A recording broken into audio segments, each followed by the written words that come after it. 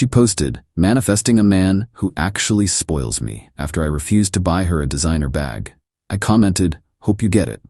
Then I spoiled myself with a new life. Her reaction when she saw my relationship farewell post: I, 28 male, saw the Instagram post that ended my relationship while eating leftover pizza for breakfast. Cassandra, 26, my girlfriend of 3 years, had just posted one of those aesthetic quote graphics, "Manifesting a man who actually spoils me." The kicker? This was 12 hours after our fight about the Bottega Veneta bag. Quick backstory. We'd been at the mall yesterday. She dragged me into the luxury section, zeroing in on this $3,800 woven leather bag. Started dropping hints that turned into outright requests. "Babe, wouldn't this look amazing on me? You know my birthday's coming up in 4 months." Other boyfriends buy their girls nice things. I make decent money as a software engineer, around $95. But I'm also paying off student loans, saving for a house down payment, and supporting my younger sister through college. A nearly $4K bag? Not happening. When I explained this, calmly I thought, she went cold. Silent treatment the whole drive home. Then this morning, that post. The comments were already rolling in from her friends. "Yes, queen, know your worth. Girl, you deserve someone who treats you right. Some men just don't understand investment pieces." I stared at my phone for a good 5 minutes. 3 years together. We'd talked about moving in together next year. Marriage eventually. And she's publicly announcing she wants someone else because I won't drop $4,000 on a purse? Deep breath. Opened Instagram, found her post. Typed my comment, "Hope you get it." Then I put my phone down and got ready for work. Had a weird sense of calm, like when you finally decide to quit a job you hate. The decision was already made. My brain just hadn't caught up yet. Checked my phone at lunch. 14 missed calls, 23 texts. The first few were confused. What does that mean? Are you being sarcastic? Call me back now. Then angry. Are you seriously doing this over Instagram? You're so immature. My mom saw your comment, WTF is wrong with you? Then bargaining. I was just venting. You know I didn't mean it like that. Can we please just talk? I didn't respond. Instead, I did something I'd been putting off for months. Updated my LinkedIn, polished my portfolio, and applied to 3 remote positions I'd bookmarked. If I was going to spoil anyone, it was going to be myself. After work, went straight to my buddy Marcus's place. Showed him everything. He just shook his head and said, "Bro, she failed the test she didn't even know she was taking." Cassandra showed up at my apartment that night. I watched through the Ring camera as she tried her key. I hadn't changed the locks. She never officially lived with me, just had a spare for emergencies. Let herself in. I was sitting on the couch, her stuff already in a box by the door. "What is this?" She gestured at the box. "Your things.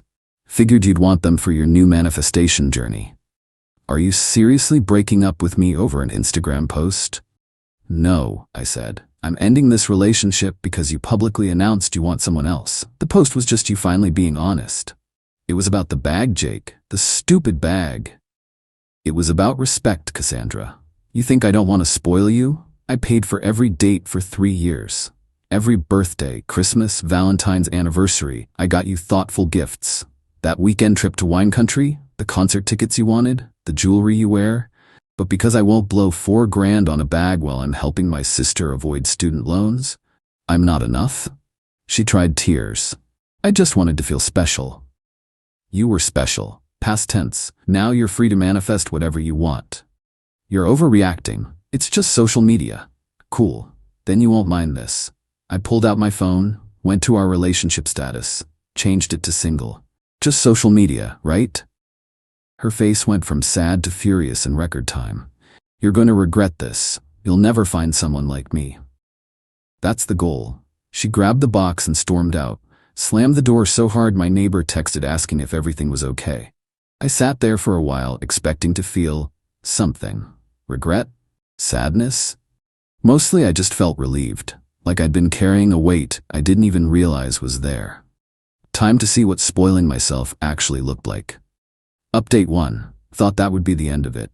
Man, was I wrong. First week was actually pretty peaceful. Blocked Cassandra on everything, focused on work, hit the gym consistently for the first time in months. Even started that online course I'd bought but never touched because weekends were always about what she wanted to do. Then the flying monkeys arrived. Her best friend Destiny hit me up first. Paragraph after paragraph about how I broke Cassandra's heart and how relationships require sacrifice and how I was toxic for not fighting for love. I responded with K and blocked her too. Her sister Jade was next, trying the guilt angle. Cassie's not eating, she cries every day. How could you do this to her? I almost responded seriously until I saw Cassandra's Instagram story. My coworker showed me. Girl was at brunch with mimosas. Very much eating. But the real circus started when I posted on LinkedIn about getting an interview for one of those remote positions. Senior software engineer role, 40% pay bump, fully remote. Just a professional, excited about this opportunity type post. Somehow this got back to Cassandra, and that's when she went nuclear. Saturday morning, I wake up to my phone blowing up. Mutual friends sending me screenshots. Cassandra had made a TikTok, a whole-ass TikTok about our breakup. She's sitting in her car, tears streaming. Girl should get an Oscar, telling her story. I was with this guy for 3 years. 3 years of my life. And you know what ended it? I made one post about wanting to be treated special. One, and he broke up with me in front of my things already packed. Like I meant nothing. The video had 50K views. The comments were exactly what you'd expect. Men ain't shit far. You dodged a bullet, queen. He was intimidated by a strong woman who knows her worth. But then she made a mistake. She posted a follow-up video showing our text conversation from a month ago where I'd said I was saving money and couldn't go to an expensive restaurant she wanted to try. Except she didn't realize the screenshot also showed her response. If you can't afford to date me properly, just say that. The tide started turning in the comments. Wait, so you knew he was saving money? Girl, this backstory ain't helping your case. 3 years and you ended it over a bag? Could never be me. That's when things got interesting. Remember that interview I posted about? I got the job. Started immediately since it was remote. The pay bump meant I could accelerate my savings goals, house down payment by year-end, fully fund my sister's last semester, and have money left over. I decided to celebrate. Posted a photo on Instagram, public profile, of my new home office setup. Dual monitors, standing desk, the works. Caption, investing in myself paid off. New role, new chapter. 20 minutes later, Cassandra texts from a friend's number, must be nice to suddenly have money for yourself.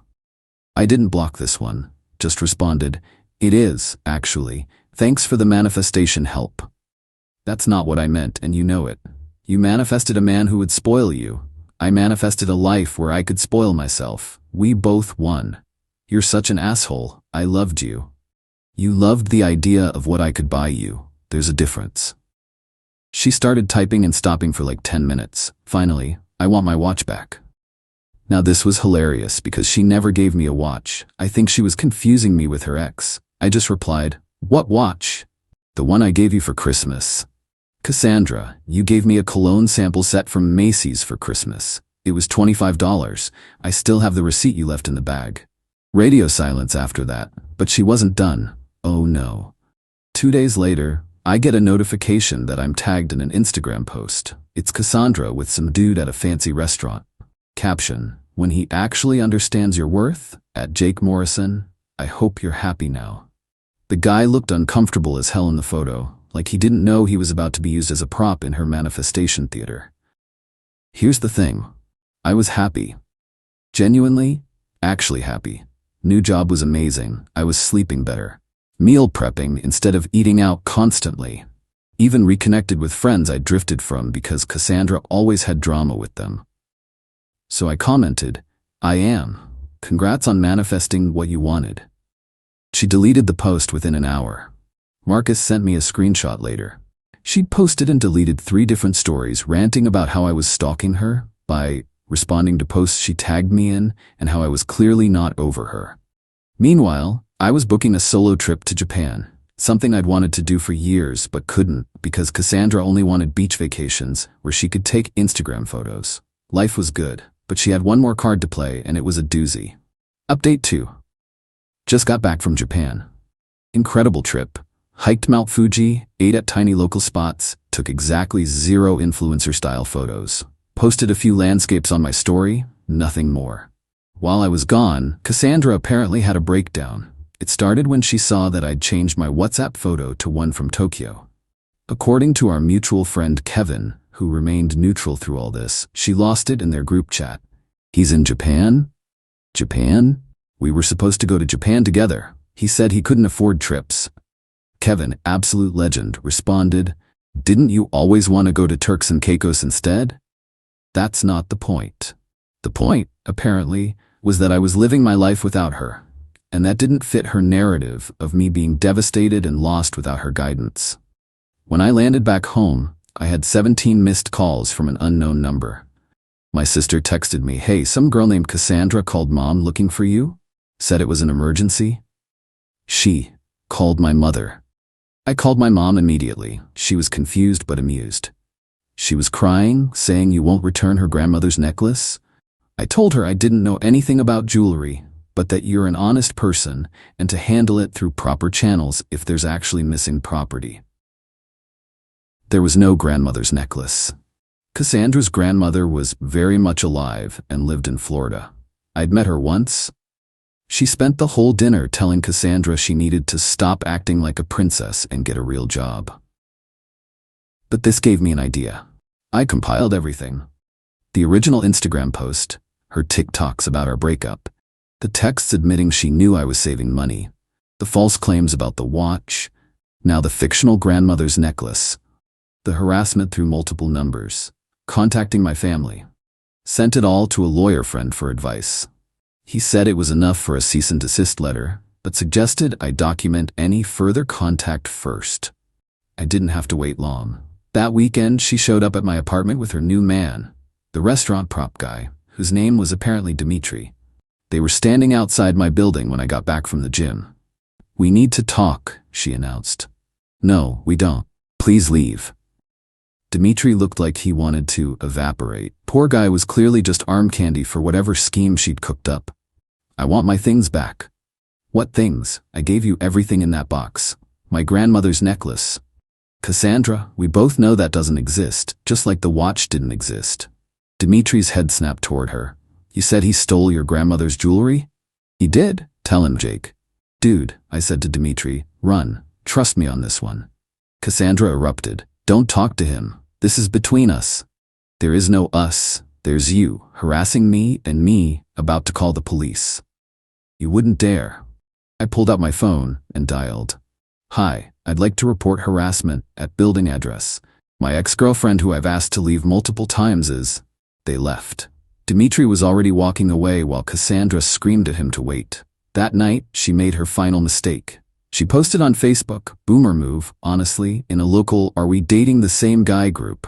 Full novel about how I was a narcissist who love-bombed her, then discarded her when she set boundaries about being treated with respect. Problem was, I had receipts. So did Kevin, who'd watched this whole thing unfold. He commented with screenshots of her original manifesting post and her admission that she knew I was saving money. The roasting in the comments was brutal. "So you ended a 3-year relationship over a purse? Girl, this is embarrassing. Delete this. Sis really thought she did something here." Fellas, if she posts about manifesting another man, that is another man. But the best comment came from an unexpected source. Dimitri. For context, I went on 2 dates with this woman. She spent both talking about her ex and asking me to buy her things to prove I was serious.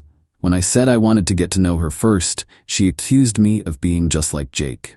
I see now Jake was the smart one. The post was deleted within hours, but screenshots were already circulating. That's when I posted my final move. Changed my Instagram bio to "successfully manifested peace" with my LinkedIn attached showing my new position. Then I posted a single photo, my new house keys. Caption: "Sometimes the best investment isn't in a bag. First house at 28. Thanks to everyone who supported this journey." The likes poured in. Comments from friends, coworkers, even some of her friends who'd quietly unfollowed her during the drama. My sister commented, "Proud of you, and thanks for everything." Cassandra tried one last text from yet another number. "I hope you're happy. You ruined my reputation." I didn't respond, but I did smile. She manifested a man who would spoil her. I manifested a life where I could spoil the people who actually mattered. My sister, my future, myself. The cease and desist letter was sent the next day. Haven't heard from her since. Dimitri follows me on Instagram now though. Solid dude. We grab beers sometimes. He says I saved him at least $10 in designer goods. Funny how manifestation works. She wanted a man who would spoil her. Instead, she manifested her own downfall while I manifested the life I actually wanted. The Bottega Veneta bag she wanted? Saw it at a consignment shop last week for 60% off. Still too expensive for what it is. But that house down payment? Worth every penny I saved by not buying that bag. Manifest wisely, friends.